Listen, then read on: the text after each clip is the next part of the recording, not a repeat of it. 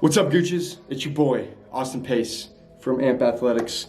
Hey, so we're doing a little Q&A from TikTok. I did a post on TikTok and y'all asked me some questions. I said I'd make a YouTube video, so that's the plan today. Don't be a peasant. Go ahead, leave this video a thumbs up. Subscribe to this channel if you haven't. Turn on the post notifications so you know every time I post on YouTube, okay? Got this new camera, so I'm trying to post content more often on YouTube. A lot of you want to see me post more content on YouTube, and that's what I'm trying to do. That's the goal. But little Q&A, haven't done one in a while. Y'all asked some good questions. Go ahead and pull this up and see what kind of questions y'all asked. So my boy Jay Potov 84 asked, is creatine safe for 15-year-olds? Yes, creatine is safe for anyone, but I think a lot of times at that age, people think that you can just take creatine and somehow see results. Don't get caught up in supplements at all. Just train smart, have great technique, get enough sleep, be eating enough protein, enough calories, and if you're doing all those things first, creatine is a safe, very studied, proven supplement that can help you with your training. But ultimately, yes, it is safe. Taven Blair asks, what are reps and sets to increase size and strength fast? I don't like the word fast. Nothing's gonna come fast. The bodybuilding, the strength gaining, really anything working out wise is all a game of patience.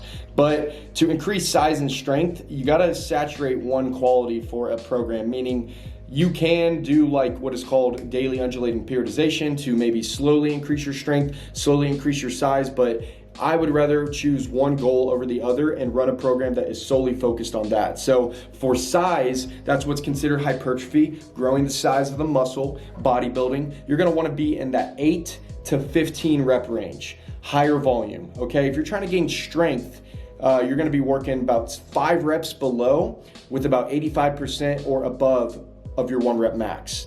So I would run a program that focuses on one or the other, and you will be able to gain size quicker or strength quicker rather than trying to do them both at the same time. What is my 60-yard dash time?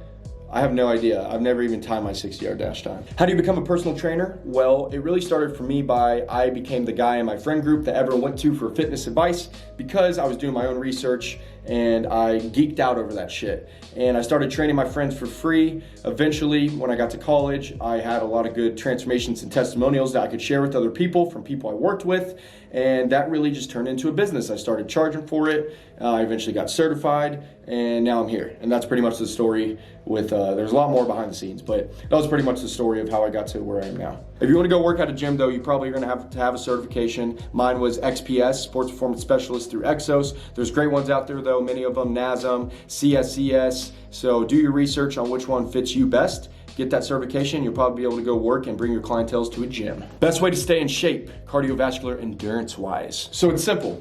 You gotta be training for cardiovascular endurance. There's different types of work capacities, right? So there is anaerobic, aerobic, and then kind of that metabolic conditioning in the middle. I would do cardio workouts in all 3 of those ranges, or you can run a program where there is focus on one specific type of energy system. So maybe for a month, I'm gonna do all anaerobic style training.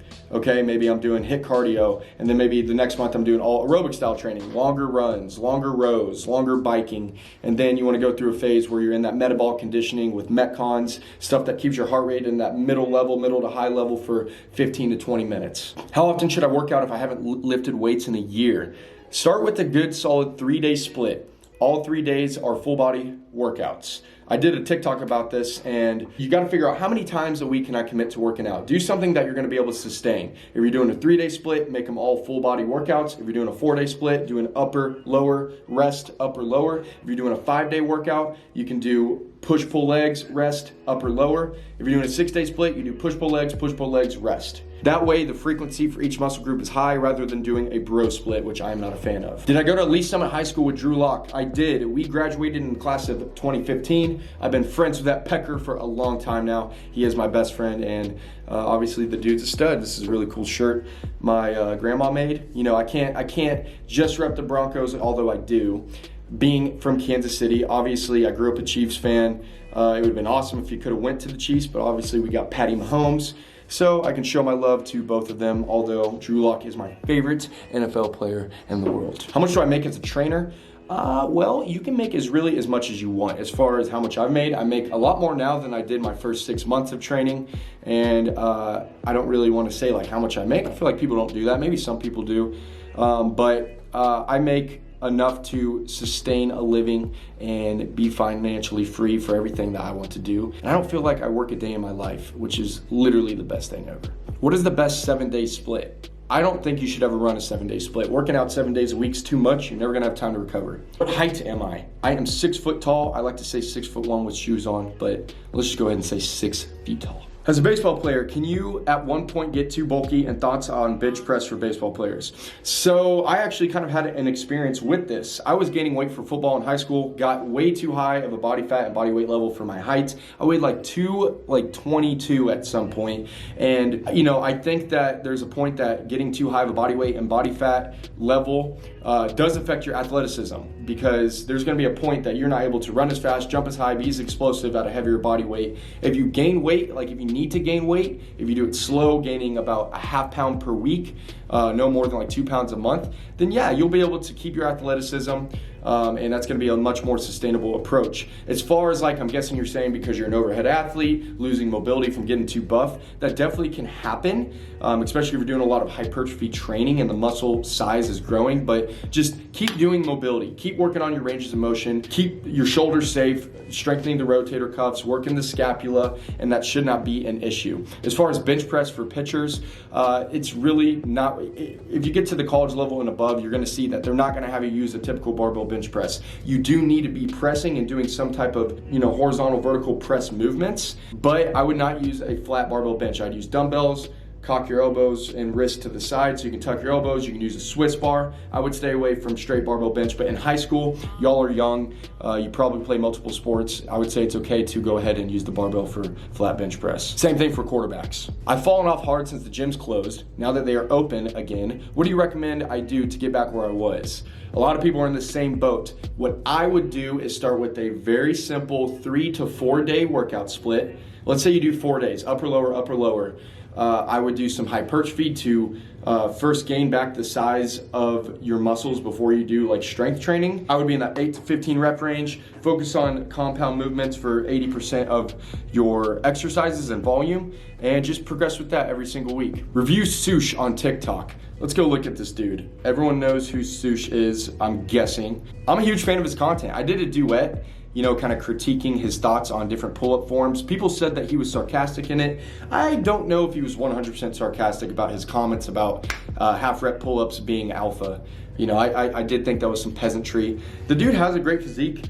He's definitely like in that category of like the aesthetic bras. Z's, Jeff Side, David Lade, like I categorize him in that. He's listening to that very euphoric kind of rave type music, which I'm a fan of, but I don't categorize myself in that realm. I'm not a bodybuilder, I'm not a physique competitor, although I do like looking good and being aesthetic. I am focused on functionality, performance for athletes. So I do not think his realm is in that. And I've watched a lot of his videos of advice he's given. He's given good, simple advice. Like he's just telling you the basics. If you follow what he says, you're gonna see results. And I think he's definitely a good, funny guy to follow. So go check him out if you don't know who he is. But I think he's killing the game. Hey, real quick, guys, I want to interrupt this video to tell you to check out my last video, the Summer Grind League promo. If you have no idea what the Summer Grind League is, it's a fitness competition I hold every single summer. Look, it's a cheap cost of enrollment, $40. You can win hundreds and hundreds of dollars of cash prizes. You get to compete against your friends in fitness challenges, and you have a chance to win free stuff every single week. Check it out. I want everyone to enroll. It's gonna be the most badass fitness competition ever. Check the video out, please. Let me know if you have any questions. Back to the video. Does one big cheat day ruin a whole week of training and dieting? About 5,000 calorie a day? No, it does not. You're gonna be carrying a lot of water because your carb and sodium intake is gonna be skyrocketed when you have a big cheat day, but it might take 2 to 3 days to get that weight back to normal and drop the water weight, but it's not gonna affect, if anything, with all those calories, take advantage of the training. At least pair that cheat day with a hard, high volume leg day the day after, something that requires a lot of energy, but it's not gonna ruin your progress or anything. If you've been dieting, yes, it is gonna push back your weight loss rate, but it's not going to make as big of an impact as you might think. I'm skinny fat. What should I do to get rid of the fat? I weigh 148 pounds and 6 foot tall. I do not know how old you are, someone replied and said eating a calorie deficit. Now look, the answer to most questions is it depends. And for this situation, if you're young, if you're in high school and you're skinny fat, don't worry about losing the body fat first. You probably just need to add some muscle mass. And the only way you're gonna truly do that is by being in surplus, training in hypertrophy ranges, high volume. So that's what I would do. Don't worry about getting your abs. You'll probably lose body fat by gaining weight and adding muscle mass if you do it correctly, rather than trying to diet, not being able to gain muscle mass, and getting really skinny before you can start adding muscle mass. So I would sacrifice being lean in the short term, go on a surplus, eat in a calorie surplus, gain about a ½ pound to a pound per week, do that for 2 to 3 months in a row, gain some muscle mass, and then you can diet while maintaining your muscle mass. You'll be pretty happy you did that rather than trying to diet first. Best diet for a calorie deficit: tracking calories and tracking your protein intake. That is all. You know, you can do keto, intermittent fasting, use any of these strategies, but it all comes down to the numbers. If you're in a calorie deficit, you will be dropping pounds off the scale. If you're eating enough protein, then you will be preserving muscle mass, so you're not going catabolic and burning through muscle mass. There's a difference between losing fat and losing weight. I've talked about this a lot, so make sure you're not in too big of a deficit. You shouldn't be losing more than a pound to 2 pounds per week, even a ½ pound for some people. But anyways, it does not matter. Track your calories, track your protein intake, you'll be golden. Exercises to avoid hamstring injuries. You need to be doing some type of exercise that involves the knee joint and the hip joint. Hinges, okay, RDLs, straight leg deadlifts, any variation that you enjoy that you can get strong at, that is going to help strengthen your hamstrings. 1, produce more force so you can run faster, and 2, like you said, prevent injuries. And then I would have some type of knee joint hamstring curl, whether it's lying on your stomach for a machine, seated, or one of my favorites, especially when you get closer to season for athletes, do Nordic hamstring curls, where someone holds you down, you hold yourself down. I'm sure you saw Tyreek Hill do 10 reps of that without any assistance. That's unreal. No wonder he's so damn fast. So you want to have 2 types of hamstring movements, maybe 3 total variations throughout the week, and get stronger at those variations in the 5 to 10 rep range. What are your thoughts on lifting twice in one day? So it just depends. I think it's very doable and could be beneficial for people trying to do hypertrophy. So if you're a bodybuilder and you want to maximize your volume and be fresh for each set, you know, if you do a 2.5 hour workout, by the end of your workout, those last 2 to 3 exercises, you're not going to be as fresh, you're not going to be able to perform the movement as efficiently, and you're not going to be as strong. So if you split up, for example, if I'm doing a push workout, say I do my chest and shoulder volume in the morning, and then I come back and do my triceps at night, I might have better sets overall of triceps because I'm more fresh going into that second part of the workout. But if you're lifting, like just talking about going beast, heavy weight, all muscle groups twice per day, like if you're hitting chest in the morning and chest at night, absolutely not. And you shouldn't be doing this for more than 2 to 3 workouts per week total. I don't know. I think for a very, very small advanced percentage of bodybuilders out there, it would make sense to do and you could benefit from it. For everyone else, mostly everyone watching this, it's not going to benefit you. All right, I had to go eat lunch and do some sessions, but we're back now. Featuring Ross and Gmen. Are you going to get in this or what? Nah. Why? Because. He's just going to be the mystery man. Soft. He's just going to be the mystery man. All right, let's adjust this. Let's finish this Q&A. Oh, what up, though? I'm answering questions from TikTok post that I did. So Which TikTok is it? I posted it the other day. Let's pull up the question. Does your lower back mobility suck if you can't twerk? Yes. Yes, facts. What's the fastest or best way to get rid of soreness after a workout? What do you think? For me, my massage gun, eating, and honestly, like, if I go do some type of cardio afterward, I typically don't have. Pickles. That's a pickles. Pickles. It's a great way to get lactic acid out. I mean, the thing is, if you're doing everything else right, enough sleep, you're getting enough protein, proper nutrition, and you're not overtraining, you're always going to be sore, especially with DOMS, delayed onset muscle soreness. But like, you're just going to deal with it. You can use Epsom salt baths, but there's not a way that's going to like get rid of it like very quickly. I almost feel like if I do like too many remedies, like if I do an Epsom salt bath or something, the next day I feel worse. Yeah, like I don't know. Just like it hurt. Just deal with it. My question is, how can I lose fat and bulk at the same time? What's a good diet for that? Could you explain it? Well, listen here, Mike Garza.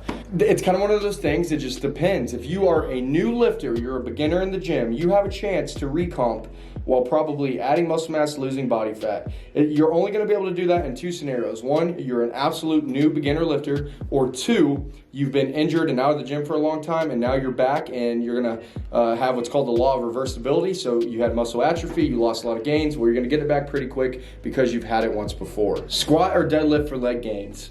Squat is going to be king over deadlifts, barbell deadlifts for leg gains, but trap bar squat could be just as effective, maybe even more effective with less risk than squats. But I like them both. Probably squats over deadlifts. Sumo deadlifts is another great variation. What's my 40-yard dash time? Check out this video right here.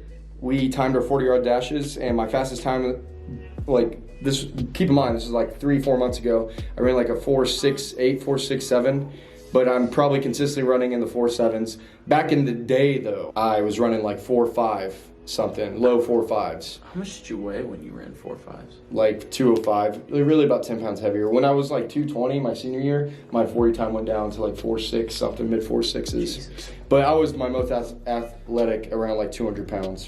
What's the difference between sauce and drip? Sauce Got too much. Sauce is, in my opinion, how you carry yourself. The sauce is like the personality, the flavor, the personality, the flavor, you have the sauce. It's how are you doing things, your bodily functions. Let me put it to you this way.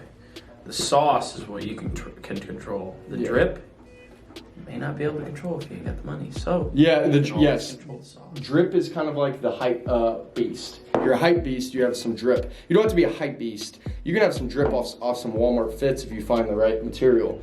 But the sauce is what you do with the drip. Is that a good? Sauce. Yeah. Yes. You want the sauce over the drip, I would say. How do I feel about intermittent fasting? I think it's a great strategy. Intermittent fasting itself does not make you lose weight. It's not the act of fasting that makes you lose weight. It's just because when you restrict your calories by skipping breakfast and eating in a window, you're most likely going to eat less calories, putting you in a deficit. I've made a whole video on that. It's one of my more popular videos on YouTube. Check that out right here if you want a full in-depth video on that. Since I've trained with Drew Locke, the GOAT, how would you describe him in 3 words? He is the GOAT. In 3 words, I would say competitive, confident, grounded. He's very competitive, one of the most competitive dudes I know. Anyone at that high of a level in a position like quarterback, they have to be competitive to succeed. He's one of those dudes. We could be playing ping pong, pool, whatever it is. There's got to be something on the line, and he's going to do everything he can to not let him beat you. And I have beat him at some games here and there, and I will always give him crap for it, and I know that shit ruins his day. But that's how competitive he is. Confident, he carries himself with swag, got lots of sauce. Don't know about his drip game, but he's got lots of sauce. And yeah, he just carries himself like a starting NFL quarterback should. He's very confident, but if you see him in any interviews, he doesn't come off like an arrogant, cocky SOB, and he's not. And that kind of ties into the third thing, which I said he's grounded. Listen, he's been raised in Missouri. This is a Midwest, very hometown vibe, not small town, but our friend group is very small circle. He's got an amazing family. He's been raised right. And I think where he came from, he will always remember and always take that into account with anything he does in his life. And I think it's a huge part of made who he has become today. You juice. Do I juice? I drink orange juice every so often now. I do not juice. I do. But if you think I look like I juice, then hey, I'll take it, because that means I'm doing something right. What exercises, drills do you recommend for being more explosive? Power cleans, man. Power cleans, Olympic lifts, box jumps, any type of jump variation, anything with hip extension and knee extension, anything that teaches you triple extension.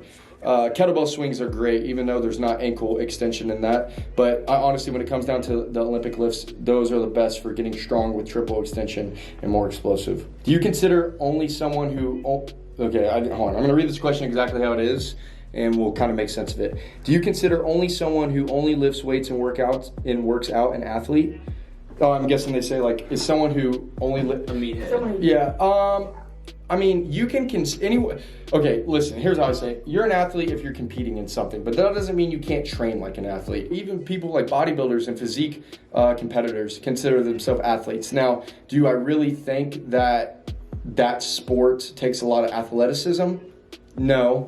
But I think the competitive aspect is what makes you an athlete at the end of the day.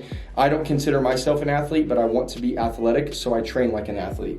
You think that makes sense? Fair enough. What is my vertical, and can I do a windmill 360 dunk? Check out this video. We tested our verticals a couple months ago. I jumped to 37. I can dunk. Can I windmill 360 dunk? Unfortunately not. On an 8-foot goal. 8-foot goal. Fuck, I'm throwing down windmills all day. How many sets per workout on an upper body day? This is a good question because too many people do way too many sets per workout.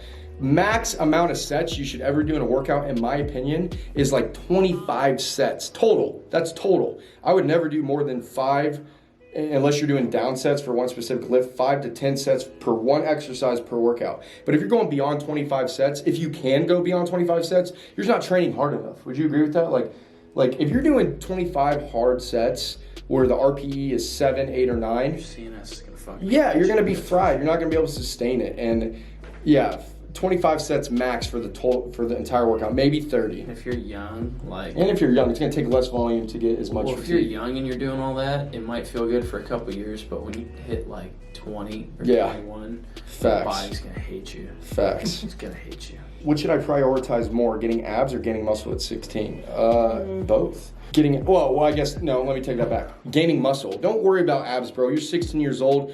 You know, your testosterone skyrocketed. You're on TikTok watching girls shake their cheeks all day long. I know your weasel is the most testosterone that thing's ever going to have in your entire life. And then that is true. So take advantage of the gains. You have so much testosterone. Don't worry about having the abs. You're going to have that eventually. But gain weight, gain muscle mass, baby. Bulk up. Quit yanking your weasel and get in the weight room. Facts. What sport gets you in the best shape?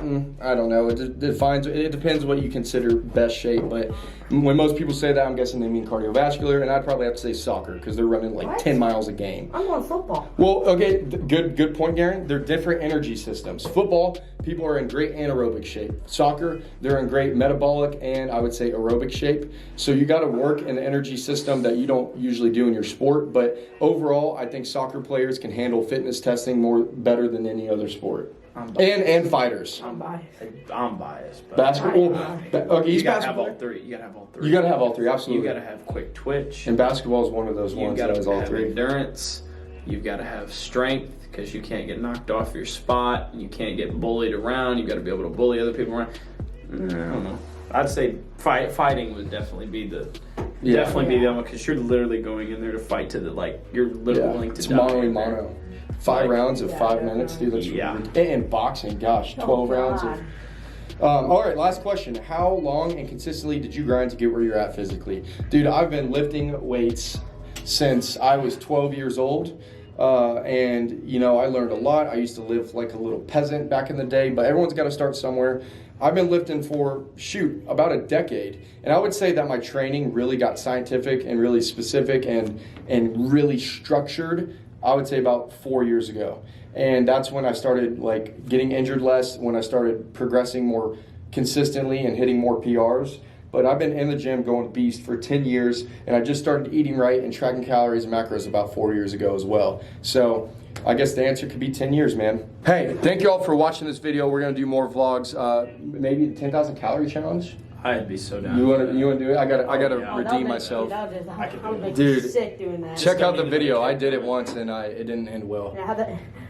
Throw up? Yeah. No, I didn't show any of the vomit. But it did not end well. Go check that out, guys. Hey, like I said, don't be a peasant. Like this video, thumbs up. Follow me on TikTok and Instagram. Same name for both of those social media accounts. And subscribe to this channel. Turn on post notifications. I love you guys. I'll see you in the next episode.